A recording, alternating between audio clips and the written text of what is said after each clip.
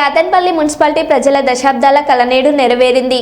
Kyathanpalli railway flyover bridge ప్రారంభమైన వేళ పుర ప్రజానీకం మురిసింది. పెద్దపల్లి పార్లమెంట్ సభ్యుడు గడ్డం వంశీకృష్ణ, చెన్నూరు ఎమ్మెల్యే గడ్డం వివేక్ వెంకటస్వామి ముఖ్య అతిథులుగా హాజరై బ్రిడ్జిని ప్రారంభించారు. అనంతరం ఏర్పాటు చేసిన సభలో ఎంపీ వంశీకృష్ణ మాట్లాడారు.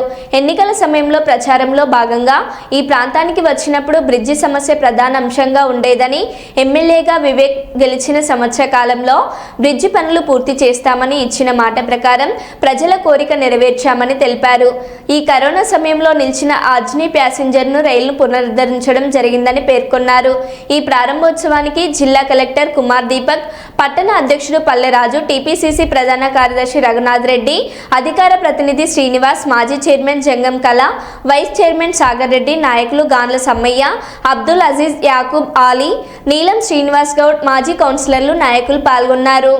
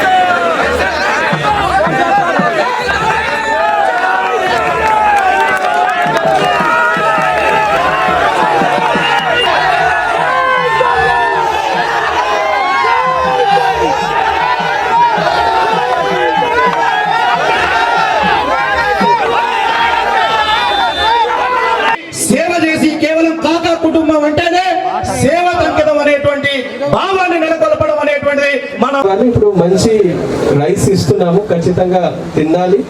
దానికి బయట డైవర్ట్ చేయడానికి లేవు.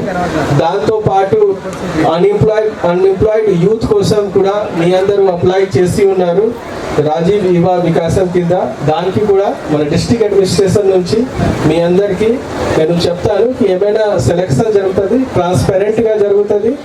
అండ్ దానిలో ఎవరైనా ఎలిజిబుల్ ఉన్నారు అందరికీ వస్తుంది. దాంతో పాటు మనకి ఇంకా ఇందిరమ్మ ఇల్లు అది కావచ్చు, ఆర్ 2 BHK కావచ్చు, అన్ని మరో అంశం చెప్తున్నారు. గ్రాట్యుటీ విషయం కూడా దాని మీద కూడా నేను రిప్రజెంటేషన్ తీసుకొని డీటెయిల్స్ తీసుకొని వాళ్ళకి రిప్రజెంట్ చేస్తాను. మరి ఇక్కడ నుంచి ట్రైన్స్ అని కూడా చెప్తున్నారు. మన ట్రైన్స్ గురించి కూడా అప్పుడు వివేక్ గారు ఎంపీగా ఉన్నప్పుడు అజ్ని ఎక్స్ప్రెస్ ఏదైతే ఉండేనో కరోనా టైంలో చాలా వరకు ట్రైన్లు రద్దు చేసినారు. దాన్ని తిరిగి ఓపెన్ చేయాలని చెప్పి వారికి రిప్రజెంటేషన్లు ఇచ్చినప్పుడు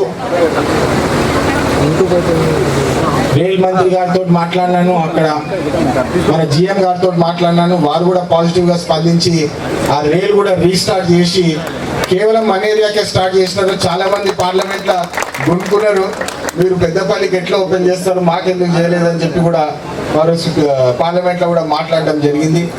అదేవిధంగా మన మందపల్లి స్టాప్స్ కూడా అడిగినారు, అది పెండింగ్ ఉన్నది. ఇంగి రామకృష్ణపురంలో కూడా ఈ 2 స్టాప్స్. ప్రజలకు రైల్వే సౌకర్యమే చాలా చీప్, చాలా ఈజీగా. మనకి ఇక్కడ ఎన్ని స్టాప్స్ తీసుకొస్తే అంత బాగుంటుంది. వీళ్ళు ఎప్పుడు కూడా నేను ఎంపీగా ఉన్నప్పుడు కూడా సుధాకర్ రెడ్డి నువ్వు అప్పుడు అడిగిన స్టాప్ చేయించిన లేదా, వారప్పుడు అక్కడ డిమాండ్ చేస్తుండే. అయ్యో సో తెలంగాణ ఎక్స్ప్రెస్ కూడా అప్పుడు స్టాప్ చేయించమంటే మన ఆర్కేపీలో చెప్పించడం జరిగింది. అప్పుడు కళ్యాణ్ గారు ఇక్కడ కలెక్టర్ అయినారు. సో వారు అయినప్పుడు ఫస్ట్ నాకే ఫోన్ చేస్తారు, సార్ మీరు ఇన్ని రైల్వే స్టాప్స్